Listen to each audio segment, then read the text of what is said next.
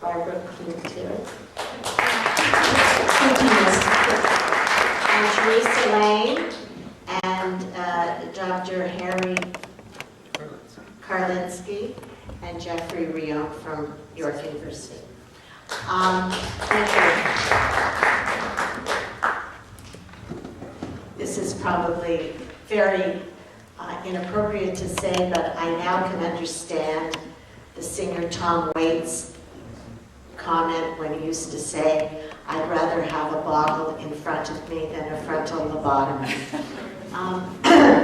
Anyway, I'd like to just move ourselves back to the first film for a minute, because as you may have understood, the second film is historically inaccurate when it comes in terms of lobotomies. The first film was historically accurate. So I'd like to speak to Barbara, and if she could give us some background as to why you made the film. What was it?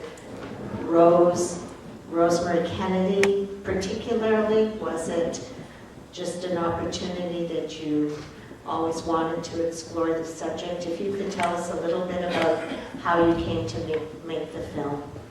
Well, my film was Severing the Soul, the first one. I know it's hard to, I'm even having trouble getting back there. That was like 150 emotions ago. But,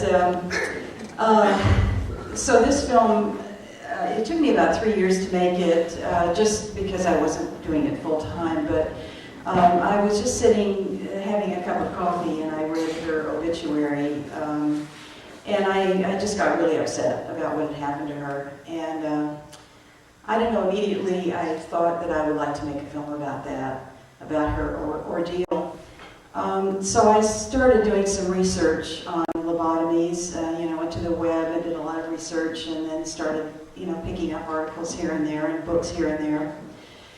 And I always work with images in my mind. I mean, when I'm creating a film, I usually start with an image and follow it.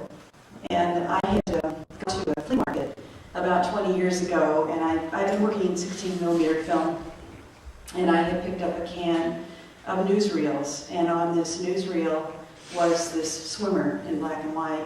And I'd always liked that image, but I didn't know what to do with it. And all of a sudden that image came to mind, so I started working with that image, and it became the central metaphor of the film. And then I just started doing more research, and started building the film with, a lot of filmmakers now, in experimental film, it's the area that I work in, work with found footage. It's footage that was discarded from medical institutions and educational institutions and kind of dumped, in random piles, probably about 20 or 30 years ago. And filmmakers started picking up this 16mm film and using it to reconstruct, reinform, re-articulating what has been sent to us, but putting it in a different way. And so there's a filmmaker in San Francisco named Craig Baldwin who really specializes in found footage, and all of his films are made with this. And I had never really used found footage before. I usually do my own filming. But I just called him up and I said, do you have any footage of, brain research or lobotomies? And he said, well, I don't have any lobotomies, but I have a lot of brain research. So I just went into his basement. He has this dusty old basement, and went through reels and reels and reels of stuff that he had, anything that suggested that period in time, because I really wanted to go back to the 30s to the 50s and present the mindset out of which the psychosurgery movement began. And so I thought by using this pink footage, some of it's really pink, and when 16mm film gets old, it turns pinkish. And I wanted to work with that sort of decaying color. So I just put on the computer and started editing it. And I worked with a lot of text. I was trying to figure out how to, there was so much information, and I was really trying to stay on track. I used to teach classes in Stanley Kubrick, and he would always say that it's very easy to get off track when you're making a film, and that he always brought himself back to whatever it was that gave him the idea in the first place. So I kept going back to Rosemary Kennedy, and that was really the emotional pitch of the film. And I really didn't want to. I wanted to inform a little bit about the history of the lobotomy, but I didn't really. I wanted to stay with that emotion that I had when I read the article. So the last thing was the swimmer. I couldn't figure out who she was. I kept saying to myself, well, who is she? And I read this. She really held her breath a long time. Yeah. Well, that's what appealed to me, because I slowed the image down, and there's something so vulnerable about her, and so sweet and innocent. And I read one of the accounts of the lobotomy I read. This woman said, she was talking about her mother, and she said it was almost as if they had stolen her soul. And I realized that the swimmer was really Rosemary's soul. And so severing the soul with this kind of, lobotomy knife. So that's really how the film came to be. I think your line where you say that the reason that Joseph Kennedy had it done was because he was concerned about sexual promiscuity. It seems to be an inherited thing in that family. It's like none of the men went through this, but the women certainly did. Dr. Jeffrey, can you give us a little bit of a historical perspective on this Freeman? Yeah, it really is an indictment of what he did and what there's a microphone. Would you agree with that it is an indictment against his? Oh yes, very much so, and I commend you for your film. And Dr. Freeman was here in Toronto, and people here in Queen Street Asylum also were lobotomized. A woman named Helen told me her stories about 13 years ago, and I said to Helen, I said, the man who, by the way, who lobotomized her was one of Canada's leading doctors in the whole country, Dr. Mackenzie, who was very well known. He was Canada's first neurosurgeon, and he practiced with TGH. And I said to Helen, why did they ever give you a reason for lobotomizing you? She said, I was too smart for them. And that was her exact response to me. And she had actually escaped onto the grounds because she was right there going to do the lobotomy, but anyways, she faked the lobotomy. But I think certainly it's a very admirable film, and it should be mentioned, Dr. Freeman was very much in his in the mainstream of medicine at the time, though there were doctors who disassociated themselves from him. Not all the doctors agreed with him, but here in Canada, Dr. Mackenzie was Canada's first neurosurgeon, enormously influential figure. You didn't dare, if you were a doctor, you wouldn't dare contradict the great Dr. Mackenzie in Toronto at that time. And I think people were quite frightened of him, and he's the one who practiced it here in Ontario. We estimate there, Harvey Simmons and I had also done the research on that, about 1,000 people were lobotomized in Ontario, mostly in Toronto and London and Whitby, between 1941, the first one in 1967, different types of lobotomies. So after 67, that was... Well, they do psychosurgery now still with lasers. Okay. But it's still unfortunately continued. But in other ways, it was outlawed under the Mental Health Act in 1978, and that they couldn't do it on involuntary patients like they did before. By the way, most of the people, about 2/3 of the people who were lobotomized in Ontario that we can get statistics on were women. Really? And so there's also obvious gender issues involved as well. Harry, what is the medical opinion of this practice? What is it? How is it? I mean, we've heard the historical, and if you use the laser, like really, what's the difference now? I guess the question is, what is the evidence that it's helpful? Yes. Thank you for reinterpreting my question. It certainly it doesn't appear to be helpful in the vast majority of cases.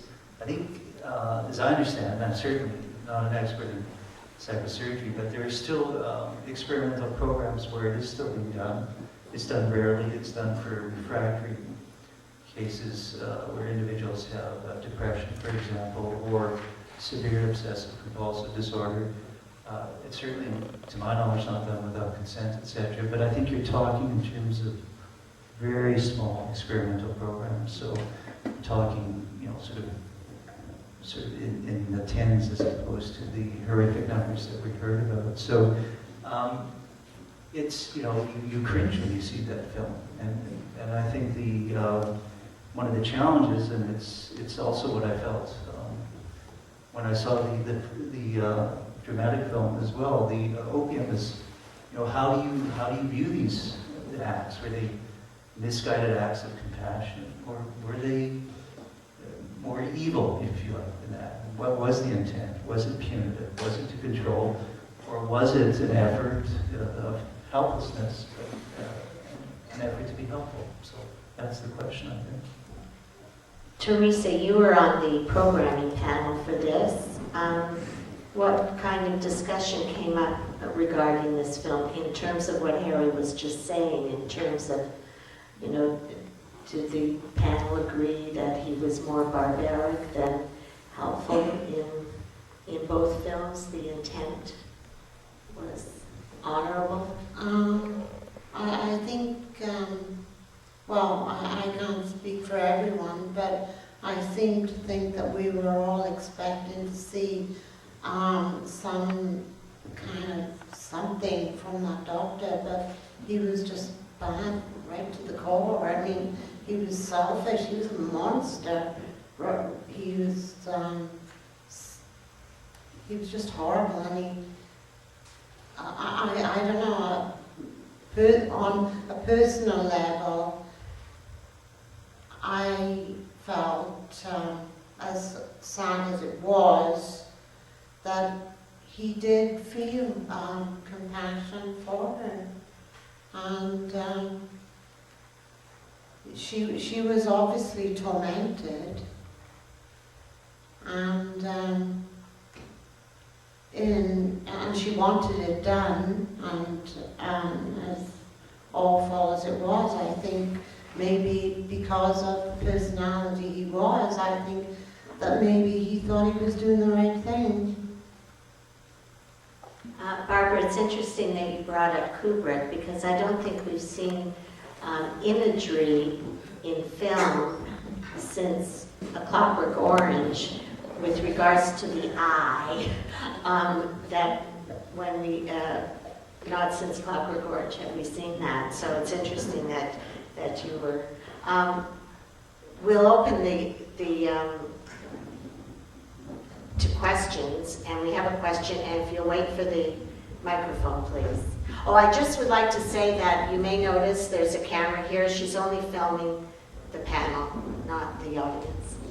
I would like to address this to all people who consider themselves consumer survivors who aren't here.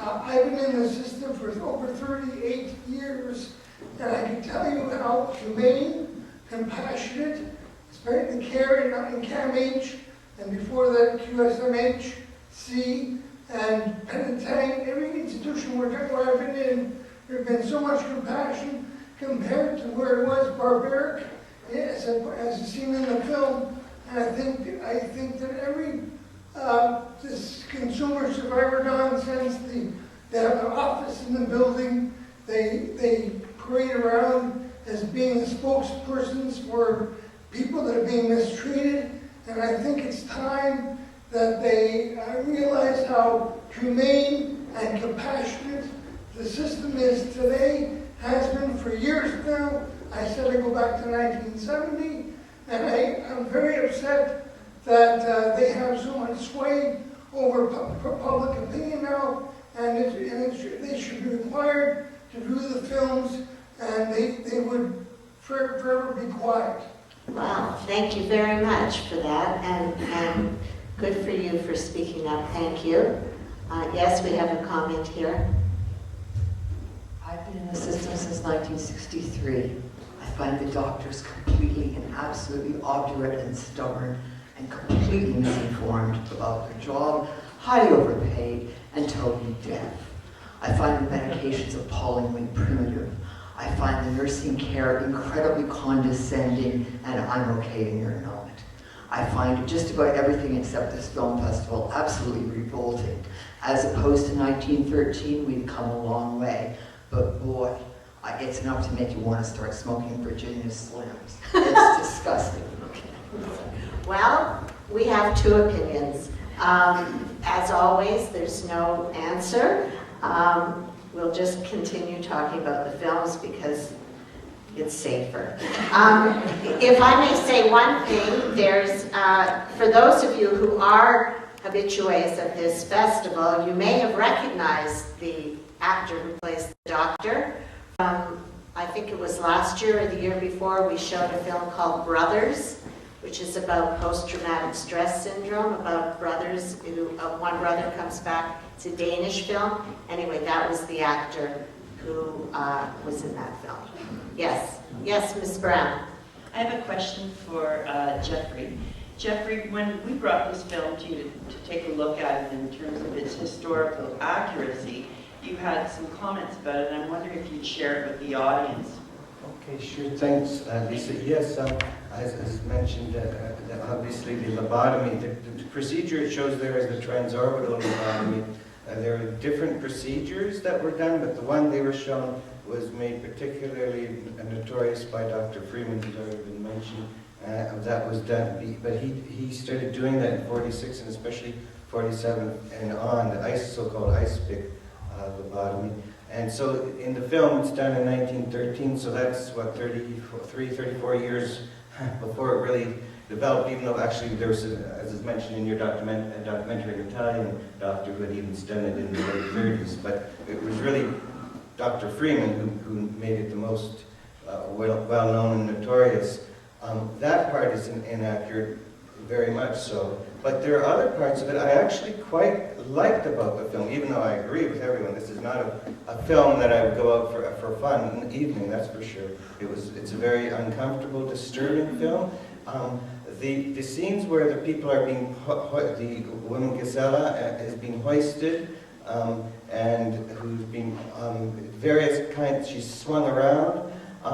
Those are, there were treatments, I guess, tortures, and put in the crib bed. The crib bed, they had crib beds here until 1883. I don't know whether they had them in Hungary at them, but crib beds, they did have, people were put in crib beds for weeks. That's totally accurate. And the way that she was swung around, Dr. Benjamin Rush, the father, quote unquote, of American psychiatry, he had those, he didn't have, it was different, a bit different from that, but he would swing people around and around. Literally swing them around, thinking that this would get shake them out of their madness.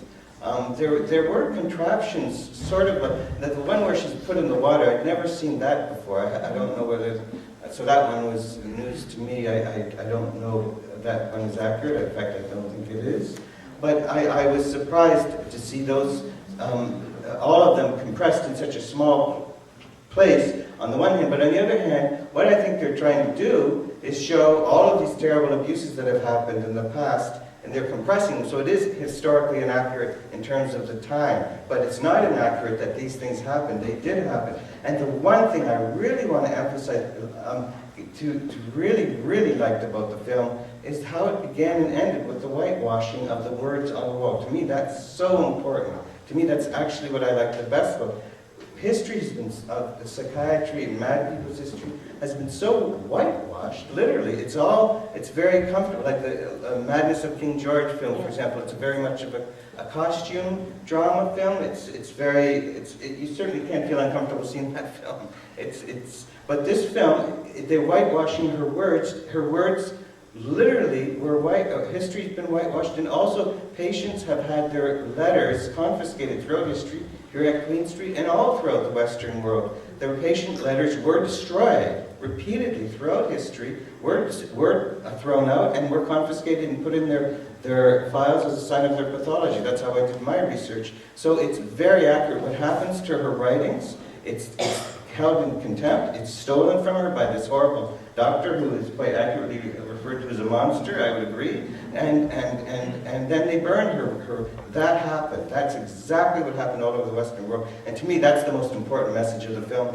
Her message, her ideas are stolen. She's given no alternative, so she wants to have her brain removed, as she said. She has no alternative. I mean, look what she's living, what the hell she's living, the hell that she's living in. So I thought that was very important, and I really liked that about the film. Well, you might be interested to know that my research found that this is actually based on the unfinished diary of Hungary's first acclaimed neurologist, who his name was Giza Zaf. His pen name was Dr. Joseph Brenner, and he committed suicide. So, and he was in the teens, right? Right. In the teens. So there is some historical, perhaps, accuracy to this. Yes, we have a question here. Just to add to this horror show, I was recently at the Baycrest Center talking to a retired psychiatrist who's 93 years old, and he said in the old days he used to take the mental patients and chain them to a chair and pour cold water on them. I thought he was kidding, and I realized he was very serious. So it's just one of the injustices that have happened over the years. And a geriatric waterboarding. Barbara. I just wanted to make a comment as a writer. Now, this character, this doctor with this twisted compassion, was so vampiric that he sets the woman up as a muse. He steals her writing, passes it off as his own in terms of incredible plagiarism. Then you get the destruction of her actual writing. So, I mean, that's like the worst form of... Well, yes, he was so opportunistic, and that moment where they're both saying the same words is so well, that he. But there's that very quick line in the beginning where he talks about joy and fame as a writer, and of course that's how he gets the woman in the. Oh, you're a writer. Yeah, sure, I'll have sex with you. His lifeblood and his writing blood. Mm-hmm. If I may ask a question to you, we had a clear indication, though, that Dr. Brenner cited joy as one of the aspects of his writing. I didn't get any sense that Gisela herself took joy in the writing that she did. She felt compelled to write. She's tortured. Well, she screams at one point, I don't want to write, I can't, I just don't want to do it anymore. And I'm curious how people understood that, because I was, as I said, normally, when you see sort of creativity, you take pleasure in that, and it's important to you. True. She herself had the opposite reaction. She, at least, and maybe for the reason Jeffrey cited, she herself did not want to continue writing, and was desperate not to continue writing. Yeah, I felt that same way too. I felt that she was very tortured soul, and that she was trying, because she was down in the basement screaming, enough, I don't want to write, I don't want to write. Myself, my experience being, somebody asked me the other day what a consumer survivor is, and I'm not really sure, because apparently I want to, but what it is that I have mental illness and I'm taking medication, so I'm okay today. But I'm glad that my sister never heard of lobotomies, because I for sure would have had one. But I have had so many ECT treatments that I forgot why I was ill. I had 12 sessions, which is 144 sessions of ECT, and I don't know really what the big problem was. I mean, I've since then been very troubled. I got into drugs and was untreated, and I've lost everything, but now my life is just coming back together. But even to me, ECT is barbaric. I have been in wards where people have come back and then gone back out and killed themselves anyways. There is no answer. The brain has got a long way to go, I think. It's too complex. Barbara, you have a point? Well, I just had a couple of thoughts, just getting back to historical accuracy, the zoetrope that was used for the images, you know, that was actually much earlier than 1913, because by 1905 we were already seeing the first motion pictures, so that was an inaccuracy. But the other thing I was thinking of to kind of go along with your point here was the theme of penetration, and how it's needles and sexual penetration, and then of course the ultimate penetration of the mind, and the soul, really, and the brain. And something you touched on, Jeffrey, was the sort of gender inequality of this, that all the men are making the decisions over the women, and although the nuns were not too great either in this one, but I think it's something that echoes in history and certainly in the two films. And Barbara, in terms of men making decisions, I mean, there was so much to be offended by in terms of the film you depicted, but Joseph Kennedy making the decision without discussing it with his wife. How did that happen? Exactly. Yeah. And the fact that she was only mentally retarded, she wasn't really, mentally ill too. So. She was Yes, slow, wasn't she? Slow. She was just a bit slow, yeah. Okay. Yes. Thank you. I have a question and a comment. The question is, what's the actual scope for psychosurgery? Because, and the comment is about the accuracy too. I don't believe the second film was showing, it's showing a history, a story of humanity, not actually the confrontation between the medical model versus the psychoanalytical model, because in terms of psychoanalysis, it's not accurate either. Because the way a psychoanalyst works, it's giving to the person what it's the person giving to the psychoanalyst. And for me, it was pretty obvious that she needed help with ordering what was inside her.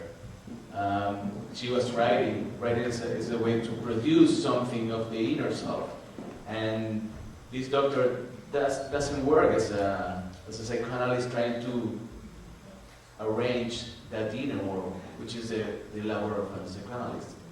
So, and the symbolism was pretty clear and pretty stereotypical of the hysteria at the time.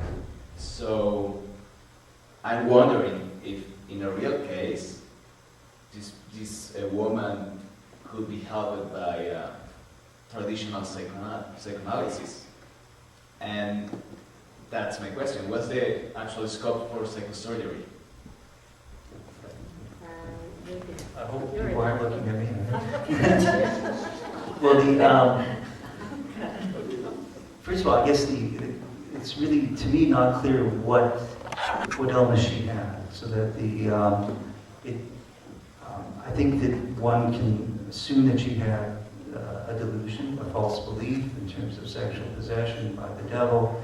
She seemed to be hallucinating at times in terms of hearing at least a voice, and she may have had somatic hallucinations as well, hallucinations. And if you accept that phenomenology, then you struggle with, well, what illness sort of encompasses those symptoms. And was, I think the film referenced it as mania, I'm not sure. To me, hysteria, okay. So that then the question becomes, well, in my mind, it would be more consistent with a psychotic illness that she had than actual hysteria.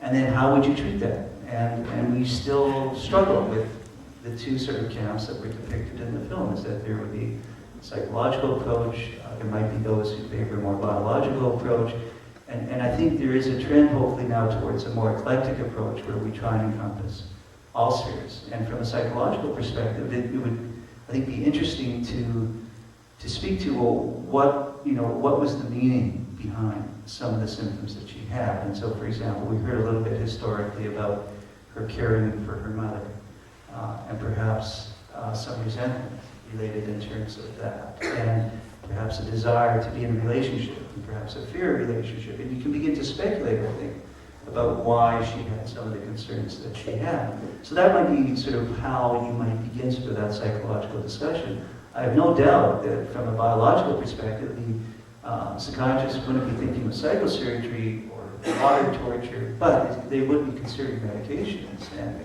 that would be another discussion.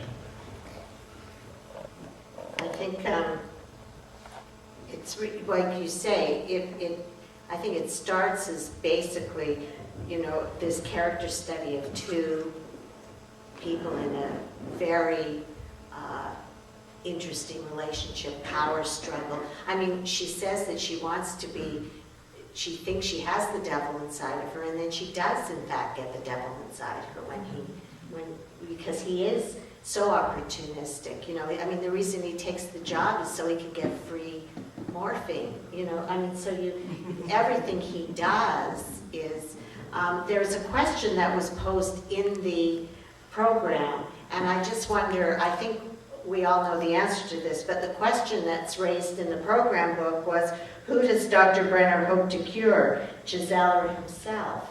So I wonder if we could quickly answer, do you think it's himself, or cure isn't the right word? I don't think Dr. Brenner views himself as having an illness, personally, so I think he's trying to cure himself. He was addicted to sex, and he was addicted to morphine, wouldn't you say? Well, I think he had an addiction, for sure. In my mind, he was a writer, and right at all costs. I'm not defending how he chose to sort of continue his writing, but that would be my perspective. Okay. Barbara, do you have a comment, or Teresa? I think he was in denial about anything,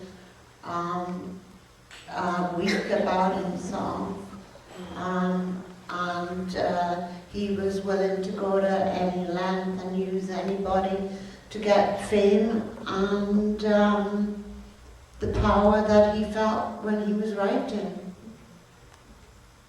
I feel like he was, I questioned myself on who was sicker, really, when I was watching it. But also, there's something very special about her in her writing and her ability to predict, which, you know, the film kind of touched on. But there were times when I was wondering if they should have brought a priest in, you know, for exorcism with the devil references. So that, and especially when she said about the nun, and she knew that she had slept with the doctor. Yes, yes. That was pretty. Yes. I would also say that perhaps one of the major problems is not her pathology, but society's intolerance for extreme difference. I think that's a major problem that is inflicted on Gisela rather than Gisela inflicting things on others. She's obviously hating herself. Look at all the self-injury she's doing, and the doctor didn't give a damn about curing, quote unquote, curing her. He's totally self-absorbed. He says he has the gall to say to her, "Why are you doing this to me? It's unbelievable. This guy with all of this power, and she's the one who's being abused by him. It's almost beyond belief." So I think the problem is what society did to her rather than what she represents to society. That's what she represents, a threat to bourgeois order, if you will, and the normalized way of being in the world, which is most unfortunate, because, I mean, she certainly needed support, but I don't see her as someone who needed to be cured. Oh, I beg your pardon. I'm sorry. I don't think she needed to be cured as someone who needed support with understanding her way of being in the world rather than obliterating out what it was that she was trying to express and however she was trying to do that. I would also say that's true of Rosemary Kennedy, too, because she was an embarrassment to the family. She didn't fit into the family mold. So, same situation, really. Brian. A quick historical footnote in respect of Igaz Moniz, the Portuguese doctor that introduced phlebotomy. If I'm not mistaken, he was murdered by a former patient who was not overly impressed with Dr. Moniz's compassion. Is that correct? And he also won the Nobel Prize. He won half the Nobel Prize, actually. He shared it with a physiologist. Only one of two psychiatrists who ever won half a Nobel Prize for medicine in 1949. But yes, that's right. But I don't agree with murdering it. Yes, sir, you have a comment. Do you have a comment? Yes. I have a question for Barbara. I believe you said that the swimmer was a metaphor for Rosemary's soul. I'd like to make the point that a lot of us believe that the soul is a purely fictitious entity. And I wanted to ask you, what about, why Manon Lescaut? Why the operatic score? Yes. I was going to ask you about Manon also. Can I? Yes. Can we hold that just for a second?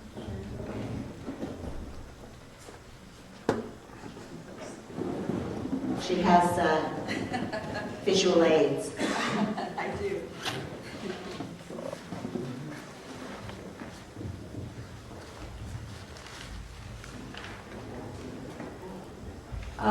Well, I kept hearing an operatic aria over this swimmer, and I knew I liked Puccini, so I went to iTunes and I listened to all the arias that I could find, and this one really struck me. It was so beautiful, and the rhythm.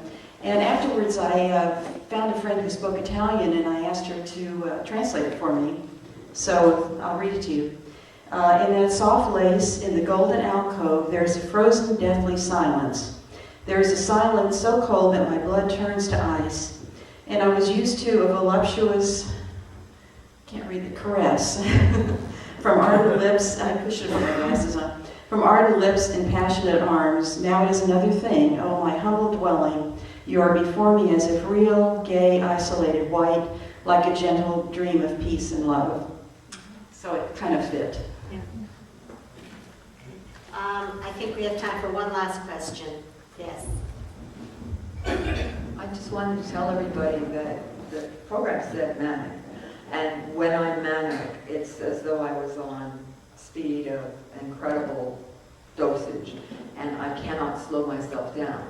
Whether I'm writing or painting the living room or whatever, I don't sleep, I don't eat, it's impossible to put the brakes on without massive doses of severe tranquilizers and nasty stuff like Haldol. So to those of you who are wondering why she wants to stop writing but she can't stop writing, that was one note in the film that totally rang true for me because I'm under that umbrella.